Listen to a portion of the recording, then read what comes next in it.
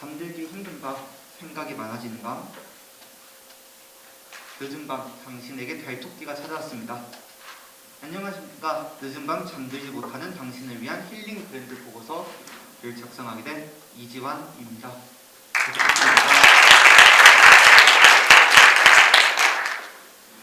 저희 PPT 목차입니다. 시장 분석과 소비자 분석을 통해 타겟을 선점한 후 저희의 컨셉을 도출하였고요. 아이디어를 기획하게 되었습니다. 저희들은 지난 2년의 기간 동안 외로움과 치열하게 싸웠습니다. 사회적 고립이라는 단어가 등장하면서 실제로 21년 경기연구원에 따르면 20대들 중 절반이 넘는 응답자가 우울하다라는 응답을 하였습니다. 그렇다면 코로나가 잠잠해진 지금 우리는 정말로 괜찮을까요? 그렇지 않습니다. 22년 2분기 보건복지부에서 배부한 설문조사 결과를 본다면 국민들의 우울 위험군이 19년 3.2%에서 22년 16.9%로 5배 이상 증가했습니다. 물론 코로나 시기 이후 가장 낮은 수치를 기록했지만 여전히 고위험군에 해당합니다. 오른쪽 자료를 보시면 항목별 최고 우울 위험군의 비율입니다. 특히 22년 기준 1인 가구가 30대에서 우울 위험군의 비율이 높은 것으로 확인되었습니다. 이러한 상황 속에서 우리들에게 위로와 공감, 활력을 불어넣어주기 위한 다양한 스타트업들이 생겨났는데요. 바로 세 줄 일기와 마음 감기가 대표적인 예시입니다. 나의 자존감을 회복시켜주는 세 줄 일기, 사람들의 마음을 치료해주는 마음 감기까지 따뜻한 발상과 교감으로 소비자들을 마주하고 있습니다. 단순히 실내에서만 힐링을 하는 게 아닌데요.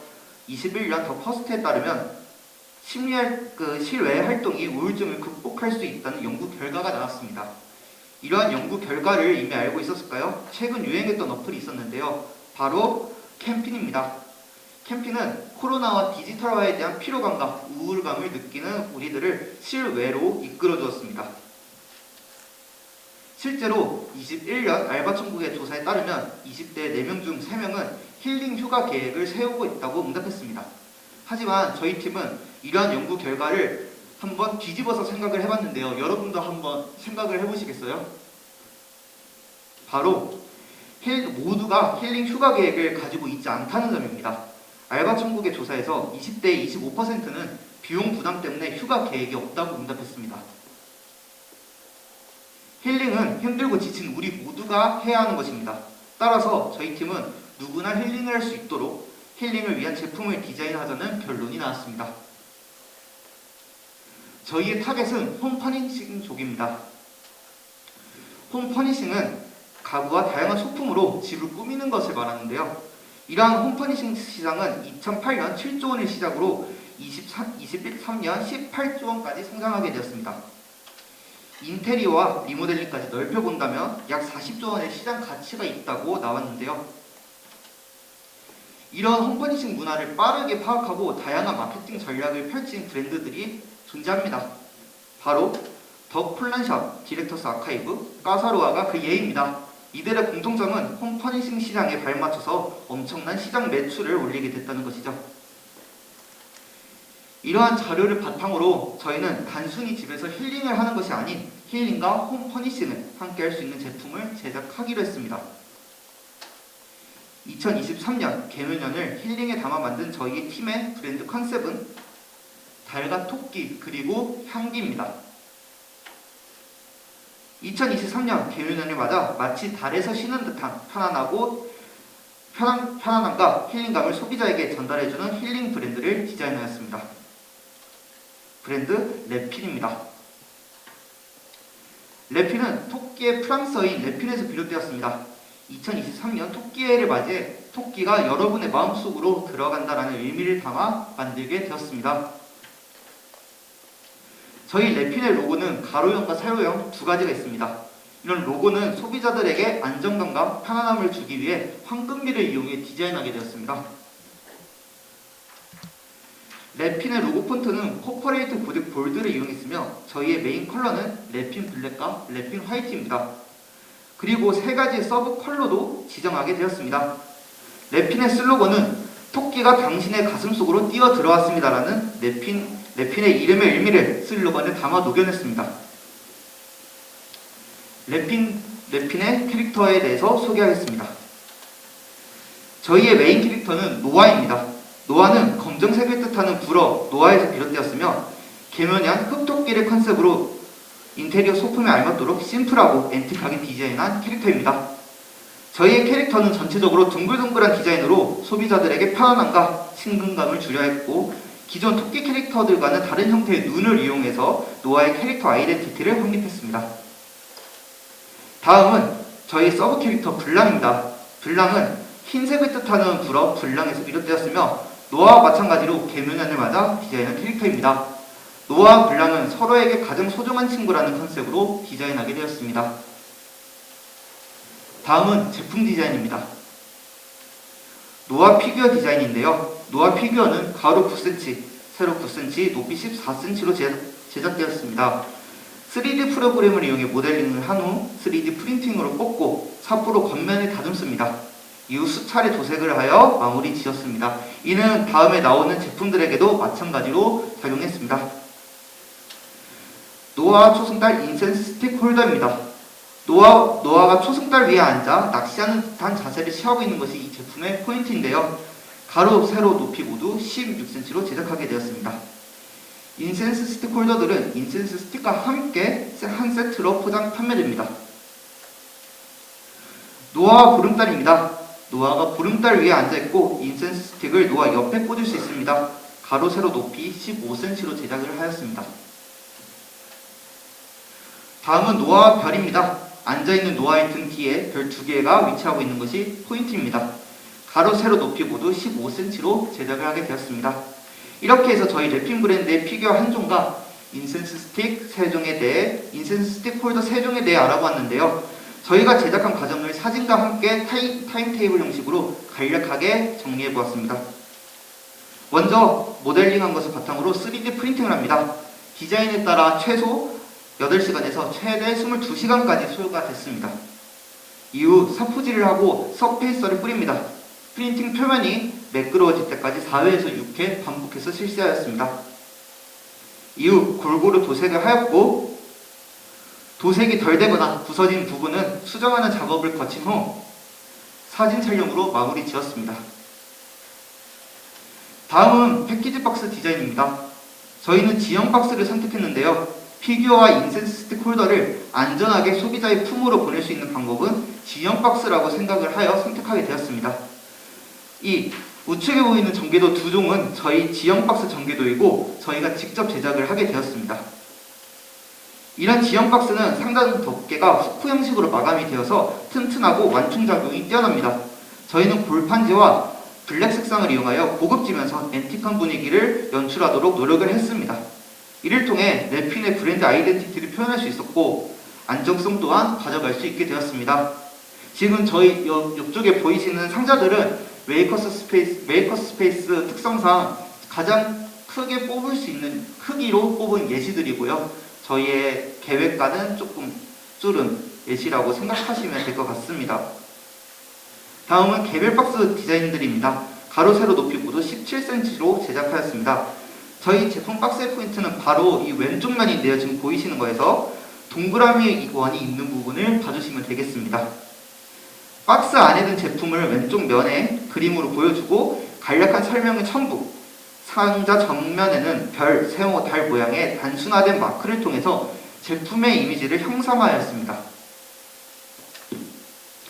다음은 세트 패키지 박스인데요. 이 패키지에는 노아 피규어와 인센스 스틱 홀더가 한 세트로 들어갑니다.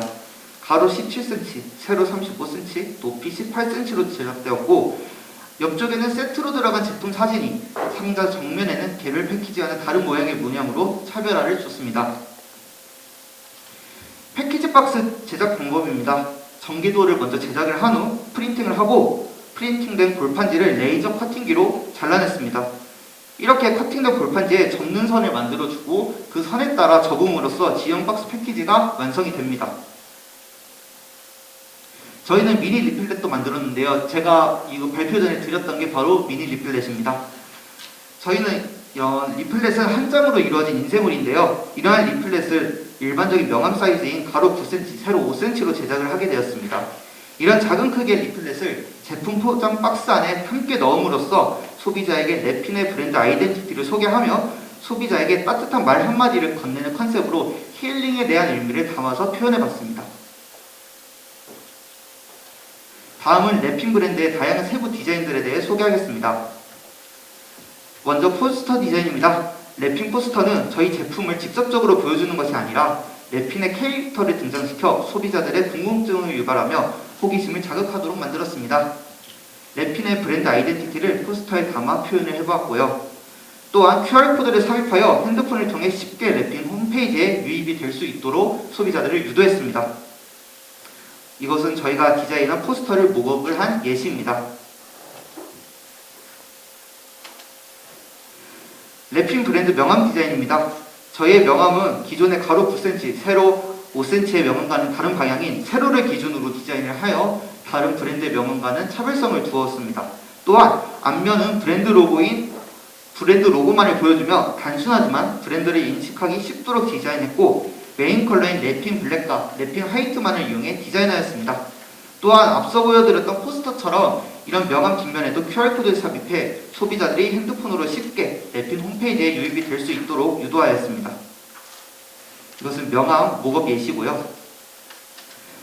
다음은 이제 랩핀 홈페이지 디자인을 해보았는데요. 랩핀 브랜드 홈페이지는 왼쪽부터 기본 홈페이지, CI 소개 홈페이지, 제품 판매 홈페이지 순으로 구성을 해봤습니다. 30초 내로 네, 사용자에게 가장 적합한 웹사이트 레이아웃과 랩핀의 아이덴티티 둘 다 가져갈 수 있도록 디자인을 한번 해보았습니다. 모바일 홈페이지 예시고요. 다음은 데스크탑 홈페이지 예시입니다. 이상으로 여러분의 마음속으로 들어가고픈 랩핀의 PPT가 끝이 났습니다. 저희의 결과물들은 모두 메이커스페이스에서 제작이 된 건데요. 한 달이라는 짧은 시간 동안이지만 실무 경험을 통해 많은 것을 배울 수 있어서 너무 좋았고 처음이라 힘들었던 저희들을 도와주신 메이커스페이스 직원분들께 감사 인사를 전하며 이상으로 발표 마치겠습니다. 감사합니다. 네, 안녕하십니까. 저는 전기공학과 부릉부릉조 발표를 맡은 3학년 재학 중인 김건수라고 합니다. 오늘 제가 발표드릴 내용은 친환경 무선 충전 전기차 충전소로 발표 내용은 다음과 같이 개발 동기, 제작 과정, 시연 영상, 그리고 기대 효과 순으로 진행하도록 하겠습니다. 가장 먼저 개발 동기입니다.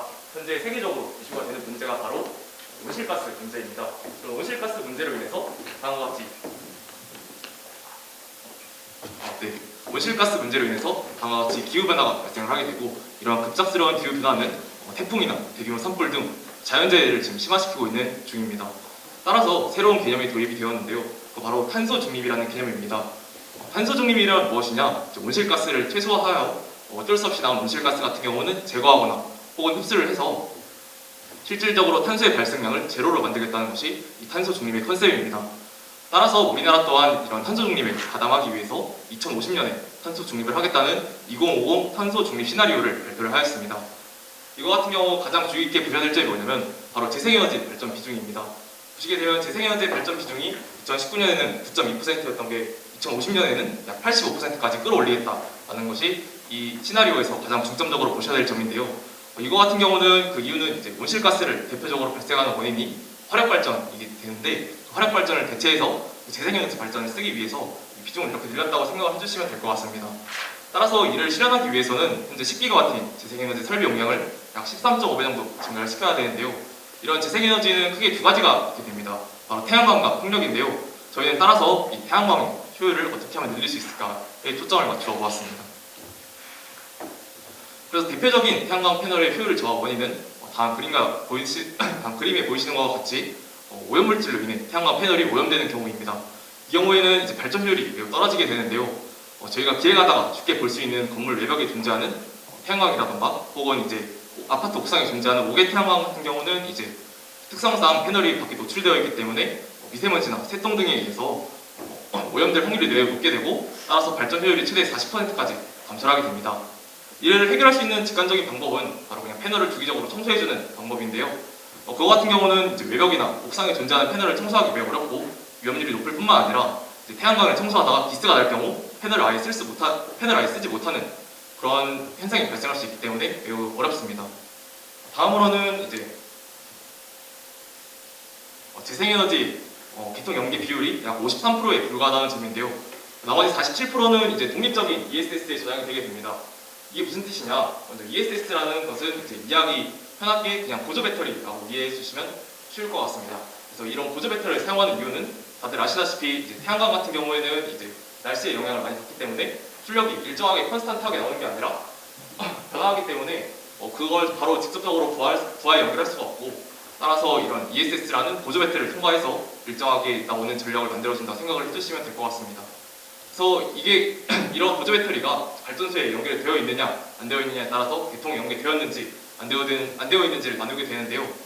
개통 연계된 거의 장점 같은 경우는 이제 서로 간에 상호 연동이 가능하기 때문에 발전소에서 전력이 부족할 때는 ESS에서 끌어다 쓸 수 있고, 혹은 ESS에서 부족할 경우에는 발전소에서 이 전력을 끌어다 쓸 수 있는 상호 연결된 게 장점이라고 생각을 해주시면 될 것 같고, 또 다른 점은 이제 ESS에서 남는 전력 같은 경우는 이제 한전 쪽에 판매를 할 수 있다는 장점이 있게 됩니다.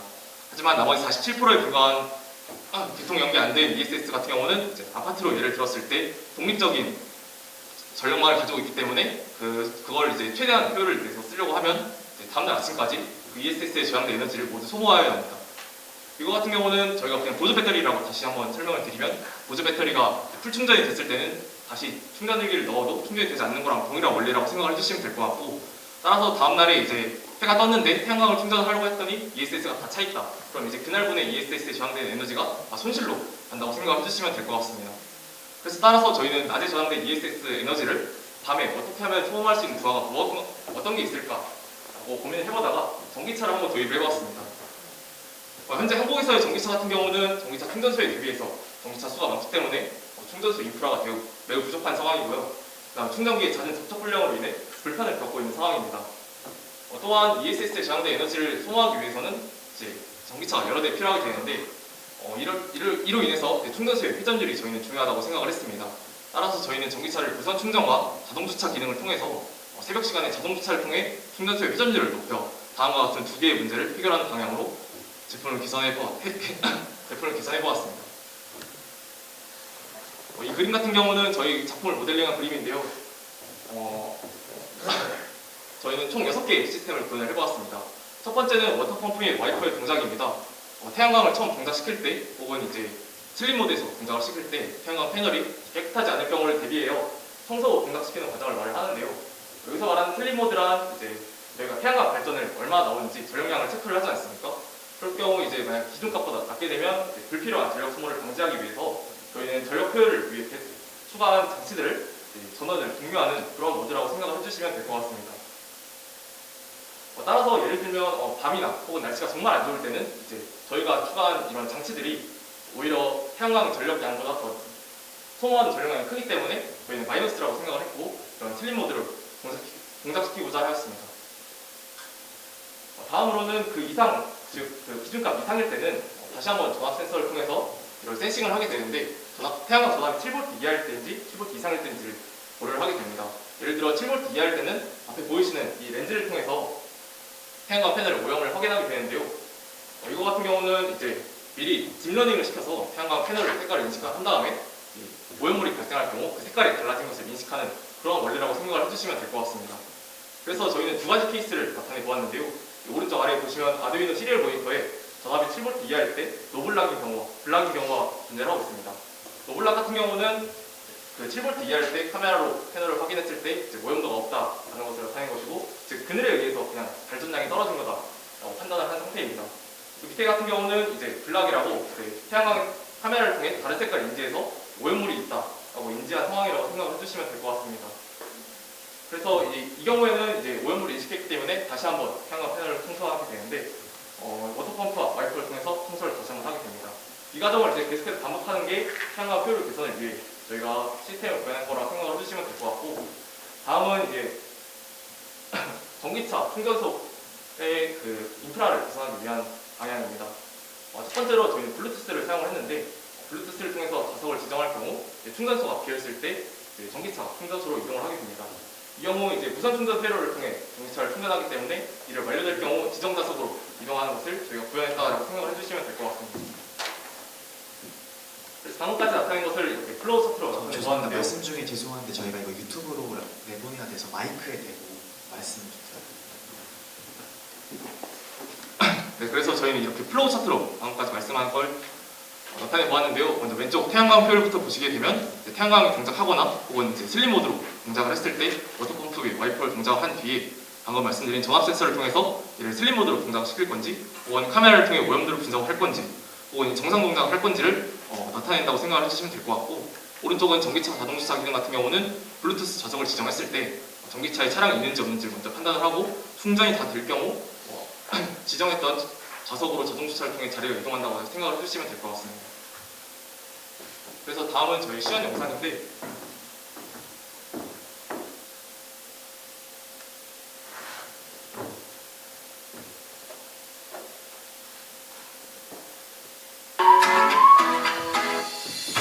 현재 보시는 게 태양광을 처음 동작시켰을 때 워터펌프를 이용해서 태양광 패널을 풀어하는 모습이고요. 아래쪽에 보시게 카메라를 보시게 되면 지금 파란 색깔 네모칸이 있는 걸 확인할 수가 있는데 이게 이제 오염도를 분석해서 이물질이 있다고 인식을 한 거라고 생각을 해주시면 될 것 같습니다.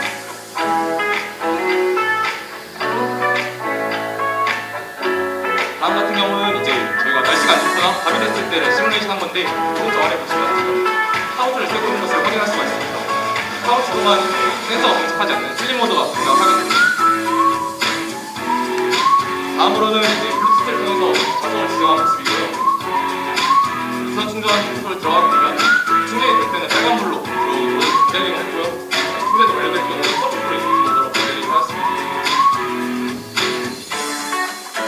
이후에 충전이 완료됐을 경우에는 이제 지정 좌석으로 이동하는 모습을 확인할 수 있습니다. 마지막으로는 기대 효과입니다. 전기차 인프라가 확대될 경우에는 다들 전기차 구매를 망설이는 것이 해소가 됐기 때문에 전기차 보급이 가속화될 수 있다고 생각을 했고, 이로 인해서 또 온실가스 저감을 할 수 있다는 장점이 있겠습니다. 두 번째 같은 경우는 이제 태양광을 무인으로 청소하기 때문에 유지보수 비용이 절감된다는 장점이 있고, 이를 이용해 태양광 효율을 증가시켰기 때문에 석탄 발전 의존도가 감소해서 탄소 중립에 기여할 수 있다는 게 저희 제품의 장점이라고 생각을 해주시면 될 것 같습니다. 네, 이상으로 발표 마치겠습니다.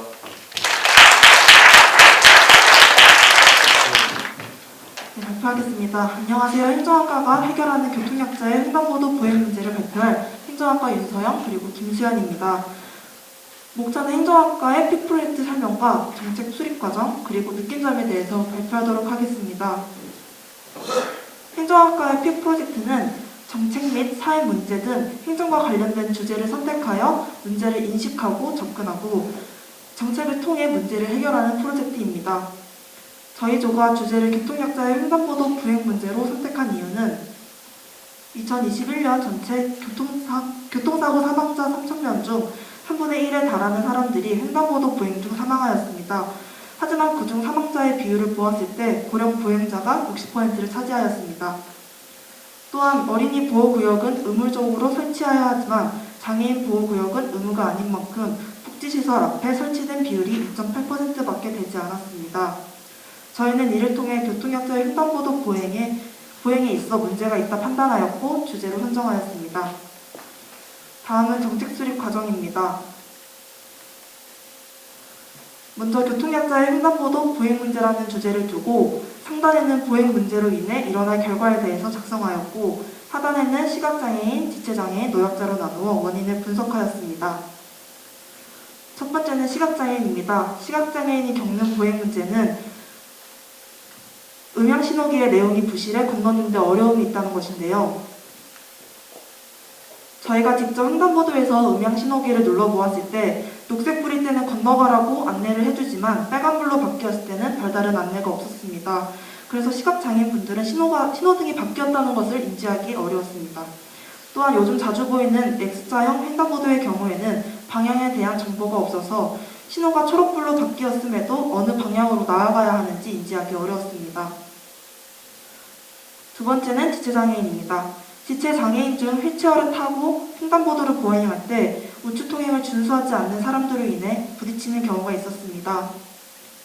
저희가 직접 횡단보도를 관찰하였을 때 3분의 2가 넘는 사람들이 우측통행을 준수하지 않았으며 실제로 휠체어를 가족분이 밀어주심에도 마주보고 오는 사람들 때문에 방향을 틀어서 가운데로 가는 모습을 확인하였습니다. 또한 보차도 경계석의 높이 때문에 혼자 힘으로 턱을 넘기 어렵다는 것인데요. 이와 관련하여 공사를 진행하는 기관에 연락을 해보았습니다. 먼저 수성구청의 같은 경우에는 별도의 높이 규정 없이 항상 쓰던 경계석을 가지고 낮춤 시공을 진행하며, 경기도 광주시청의 경우 규정 없이 민원이 들어오면 단차가 없도록 시공한다고 하였습니다. 마지막으로 노약자입니다. 노약자의 횡단보도 보행 문제의 원인은 노인보호구역이 부족한 것이며, 노인보호구역에 대한 필요성의 부재와 노인보호구역 설치에 편성된 적은 예산 때문입니다. 실제로 2019년 기준 전체 보호구역 18만 개 중에 노인보호구역은 1,300개밖에 설치되지 않았습니다. 먼저 노인보호구역 필요성에 대한 시민들의 인식 부재의 경우 성남시청 교통시설팀과 연락해 보았을 때 설치까지 6개월에서 2년 정도 소요되는데, 보호구역으로 지정이 되는 순간 속도 제한은 물론 주정차 금지 등 각종 규제가 생기므로 주민들의 반대가 심하다는 것을 알 수 있었습니다. 또한 노인보호구역에 편성된 적은 예산인데요. 인터뷰 결과 노인보호구역도 어린이 보호구역과 똑같이 국비 50%, 지자체 부담 50%로 동일하였습니다. 하지만 행정안전부에서 편성한 예산을 보았을 때 어린이 보호구역의 개선을 위한 예산은 급격하게 증가함에도 노인보호구역의 상승의 폭은 크지 않았다는 것을 볼 수 있었습니다. 다음은 저희가 생각한 해결 방안에 대해 발표하겠습니다.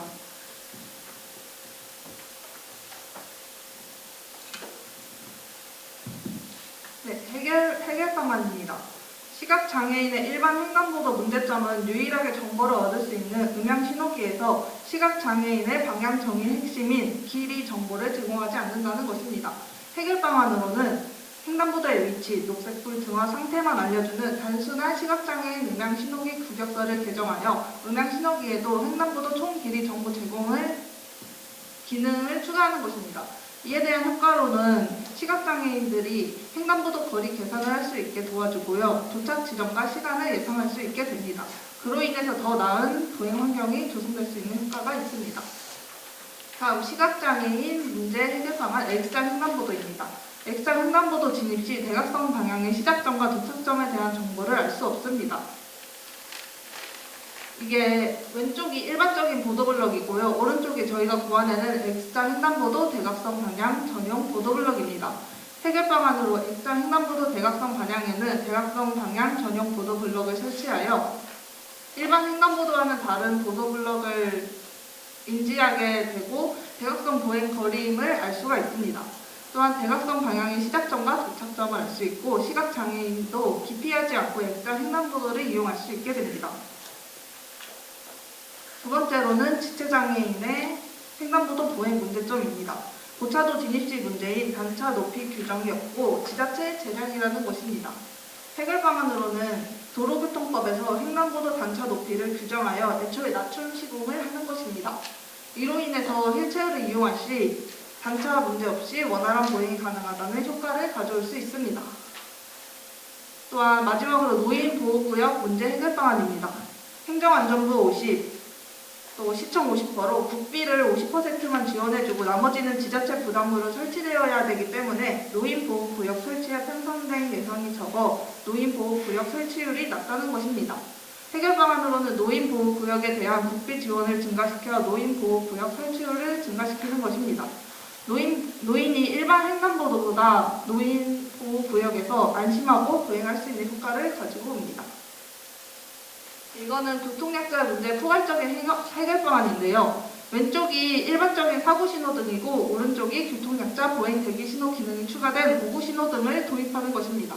횡단보도에 교통약자 음향신호기 버튼을 추가하여 교통약자가 횡단보도를 건너기 전에 음향신호기 버튼을 누르면 우구신호등의 휠체어 모양이 있는 노란색 대기신호 기능이 활성화되며 운전자로 하여금 교통약자가 지나가고 있으니 이제 좀 더 조심해달라고 알려서 교통약자 보행 환경을 개선하는 것입니다. 두 번째로 교통약자 문제의 포괄적인 해결 방안 두 번째입니다. 횡단보도를 반으로 나누어서 가운데 교통약자 전용 횡단보도를 설치하는 것입니다. 이렇게 되면 자연스러운 우측 통행 장려 및 보행자 충돌을 최소화할 수 있다는 효과를 가지고 옵니다.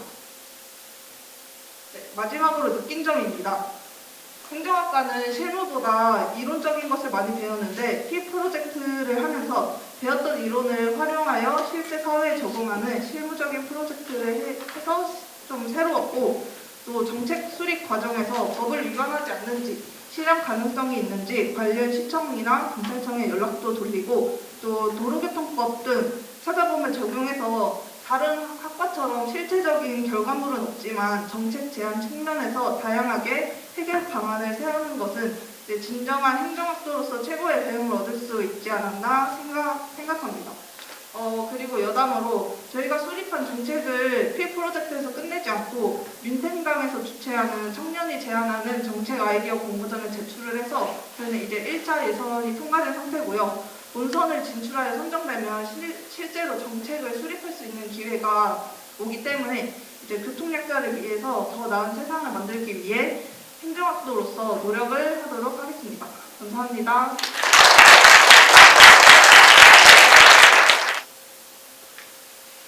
네, 안녕하세요. 저희는 시니어 손사인에 대해서 발표할 운동재활학과 샤인 이조입니다. 발표 순서는 이와 같이 진행하도록 하겠습니다. 먼저 앞서서 저희의 제품인 시니어 손사인의 제품 소개 영상을 먼저 시청하도록 하겠습니다. 운동재활학과 최고의 인재들, 그들이 모여 세상을 바꿀 제품을 만들어냈습니다. 우리가 할 줄 아는 것이라고 한숨 쉬기, 머리 쥐어뜯기, 노트북한테 화내기밖에 없었던 우리지만 우리는 스스로에게 묻습니다. 이것이 우리의 한계인가? 이 질문은 더 나은 제품을 만들기 위한 발판이 되었습니다. 수십 개의 논문 분석, 손샤인 앱 개발, 3D 모델 구현, 모든 기술력의 집합체, 우리의 손샤인. 결국 우리는 해냈습니다. 모바일 앱 연동을 통한 수많은 기능, 다양한 감각 잡을 통한 치매 예방, 의료 마일리지를 통한 의료비 절감 혜택, 운동 참여 유도의 효과, 심심한 일상 속 한 줄기의 빛, 바로 우리 손샤인입니다.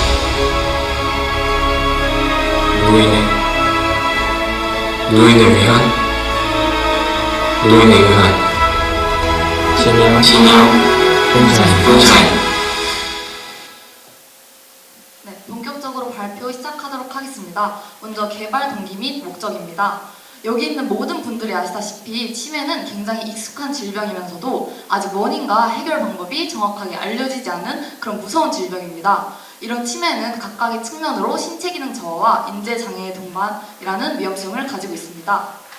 이런 치매를 개선하고 예방하는 방법으로는 약물적 치료와 비약물적 치료 두 가지가 있습니다. 그중 저희는 비약물적 치료의 운동재활이라는 측면에 집중을 해보았고, 이 측면 중에서 다양한 효과들이 있지만 소근육 운동 프로그램이 인지 능력 향상에 굉장히 큰 효과를 준다는 것을 확인했습니다. 그렇기 때문에 저희는 운동재활학과 학생으로서 치매를 예방하고 개선시키는 방법 중 무엇이 있을까 고민하게 되었습니다. 그렇기에 수많은 논문들을 연구하고 분석해봤는데 그중 소근육 운동이 치매와 굉장히 큰 상관관계가 있다는 것을 알게 되었습니다. 소근육이란 손과 손가락을 사용하는 작은 기능을 말하고, 앞에 그림에 써있듯이 복잡하고 정교한 움직임을 담당하고 신경계의 기능을 활발을 하는 등 많은 역할을 하고 있습니다. 이런 소근육 운동을 발전시키기 위한 구조화되고 반복적인 손가락 운동은 집중력과 기억력, 학습 능력을 향상시켜 뇌기능 향상에 기여를 하고 베네피질의 운동 관련 영역과 인지 관련 영역의 효율성 및 활성화를 유도하게 됩니다. 저희는 소근육 운동과 치매 상관관계를 조금 더 확인하기 위해서 이 손가락 기능 운동 프로그램을 실질적으로 이제 구성하고 접목하여 인지 기능과 주의 집중력 이 두 가지의 항목을 수치화하여 결과를 도출한 그런 논문을 한번 분석하게 되었습니다. 그 결과 모든 측면에서 유의미한 상승을 나타내었고 결과적으로 장기간의 손가락 기능 운동 프로그램은 노인들의 인지 능력과 주의 집중력 향상에 기여한 것으로 나타났습니다. 다음으로 제품 소개부터 발표 이어나가도록 하겠습니다. 저희는 국민체력백에서 측정하는 건강체력 항목 중에서 악력기를 이용한 악력 측정에 집중하였습니다. 또한 이 악력과 다양한 논문을 분석한 결과 하지의 등적성 및 등속성 추측력과 굉장한 상관성이 있다는 사실을 깨닫게 되었고 또 이 사실은 전신의 근력을 대표할 수 있다고도 할 수 있었습니다. 다음으로는 손샤인과 관련된 기술 동향을 분석한 내용입니다. 먼저 첫 번째로 이 스마트 글러브는 뇌졸중 환자를 위한 위에서 개발된 손 재활 기기이고 두 번째로 이 헬스용 스트랩 장갑은 아두이노 압력 센서를 통해서 좌우 간의 악력 차이를 파악이 가능한 제품입니다. 다음으로는 그럼 이 앞에 나와 있던 그 제품들과 시니어 선샤인의 차별점에 대해서 말씀드리도록 하겠습니다. 먼저 첫 번째로는 운동 솔루션을 제공하면서 지속적으로 운동을 유도하고 악력 측정 기술을 통하여서 이 어플을 연동함으로써 좀 더 나은 서비스를 제공해드리고 소근육 운동 프로그램을 통해서 인지 기능을 향상시킬 수 있다는 차별점을 가지고 있습니다. 다음은 시니어 손샤인 제품 소개입니다. 위에 보이시는 이 제품은 저희가 3D 모델링으로 구현해본 모습이고요. 옆에는 실제 체중계를 분해해서 무게 압력 센서를 부착해 놓은 모습이고 손가락 압력 센서를 아두이노 통해서 구현해놓은 모습입니다. 옆에 보이시듯이 지금 LED가 있는데요. LED는 설정된 코딩 값으로 불빛이 들어오면 이 불빛을 통해서 다양한 게임들을 할 수가 있고 또 여기 보이시면 손가락 압력 센서가 이 손가락마다 10kg까지 무게 압력 측정이 가능하고 이 손바닥에 있는 무게 압력 측정 센서로 50kg까지 측정이 가능한 모습을 볼 수 있습니다. 다음으로는 시스템 소개입니다. 먼저 수행자의 측면에서는 두 가지 카테고리로 나눠서 제공받을 수가 있는데요. 먼저 측정 카테고리에서는 자신의 악력을 측정하고 그 악력을 측정한 걸 바탕으로 신체 등급을 매긴 다음에 그것을 통해서 운동 솔루션을 제공하게 됩니다. 다양한 운동 솔루션을 제공하고 또 소근육 발달과 인지 능력을 향상시킬 수 있는 재밌는 게임을 통해서 수행자는 다양한 서비스를 제공받을 수 있고 관리자의 측면에서는 수행자가 측정한 악력 등과 같은 측정 데이터를 수집하고 분석하여서 운동 가이드를 제공받을 수 있고 또 지역사회와 연계하여서 다양한 의료 혜택을 맛볼 수 있습니다. 다음으로는 소근육 운동 프로그램입니다. 앞서 말씀드렸던 수행자의 측면에서 제공받을 수 있는 서비스인데요. 옆에 보이시는 연구 자료들을 바탕으로 저희는 소근육 운동을 게임의 형태로 구현해냈습니다. 일단 한 가지만 예를 들어서 설명해 드리자면 엄지손가락부터 새끼손가락까지 손가락을 하나씩 순서대로 접기 및 펴기라는 동작은 손가락 접기라는 게임으로 구현을 해놨는데 뒤에서 앱을 소개해 드리면서 같이 설명드리도록 하겠습니다. 이는 일단 소근육 운동 솔루션을 통해서 게임의 형태로 구현해냈다고 보시면 될 것 같습니다. 다음은 시니어 손샤인을 100% 활용할 수 있는 어플의 기능들을 소개해 드리도록 하겠습니다. 먼저 악력 측정 기능, 그리고 손가락 운동 기능, 운동 미션을 할 수 있는 기능, 마지막으로 자신의 신체 등급이나 정보 등을 확인할 수 있는 내정보 기능이 있고요. 세부적으로 말씀드리자면 악력 측정 기능에서는 자신이 왼손 악력 측정할 건지 오른손 악력을 측정할 건지 선택을 한 뒤에 악력을 직접 재고 결과 확인 파트로 넘어가면 일주일간에 자신의 악력이 얼마 정도 상승했는지 그래프를 통해서 한눈에 확인할 수 있고 어제와 오늘의 악력 차이나 자신과 비슷한 또래 중에 자신이 어느 정도에 해당하는지 그리고 정상 악력 수치를 기준으로 왼손과 오른손이 얼마나 높고 낮은지 등을 알 수 있습니다. 다음으로는 손샤인 어플의 게임 기능입니다. 앞서 말씀드렸던 소근육 운동을 다양한 게임을 통해서 맛볼 수 있는데 일단 하나만 예를 들어서 설명해드리자면 손가락 하나씩 접기 및 펴기라는 운동 게임을 보여드리도록 하겠습니다. 먼저 옆에 나오는 그 사용 방법을 숙지하고 손가락을 장갑을 꼈을 때 이렇게 불빛이 들어오게 되는데 불빛이 들어온 손가락을 이렇게 접었다가 펴게 되면 불빛이 꺼지게 되면서 이런 다양한 게임들을 할 수 있습니다. 다음으로는 운동 미션 기능입니다. 저희는 이 소근육 운동에만 그치는 것이 아니라 일상생활 속에서도 운동을 유도하고자 하였기 때문에 유산소 운동, 근력 운동, 유연성 운동 이렇게 세 가지 카테고리로 나눠서 그 세 가지 카테고리 속에도 세부적인 위에 나와 있는 것은 유산소 운동의 카테고리인데 이 유산소 운동 중에서도 만약에 자기가 30분 걷기를 하고 싶다. 그럼 30분 걷기를 클릭하면 그 운동에 대한 방법을 숙지하고 호 버튼을 누르면 자신이 타이머 기능을 통해서 자신이 얼마 정도 운동했는지 운동 시간까지 확인할 수 있도록 하였습니다. 다음은 전문가의 자문입니다. 가천대 CNR 랩의 성민재 원장분께서는 아이도인으로 충분히 구현이 가능하다고 해주셨으며 또 센서로 측정한 값들의 신뢰성을 고려한다면 실험 가능성이 높아질 것 같다고 말씀해 주셨고 의용생체공학과 김경남 교수님께서는 손가락만이나 손등에 센서를 더 추가하고 태양광 패널을 통해서 경량화를 한다면 더 효과적일 것 같다고 말씀해 주셨습니다. 다음으로는 기대 효과입니다. 현장 적용 인터뷰 결과 80%의 노인분들이 사용할 의향이 있다고 말씀해 주셨고 또 이를 통한 기대 효과로는 노인분들의 일상생활에서의 운동 참여를 유도하고 소근육 운동을 통해서 인지 능력을 향상시키고 또 치매를 예방시키고 치매 발생까지 지연시킬 수 있겠다는 기대 효과를 가지고 있습니다. 마지막으로 노인분들의 걱정거리인 치매 예방을 위해서 인지 기능을 발달시키고 또 운동 참여를 유도함으로써 손샤인을 통해 최종적으로는 노인분들의 삶의 질을 향상시킬 수 있기를 기대하며 발표를 마치도록 하겠습니다. 감사합니다.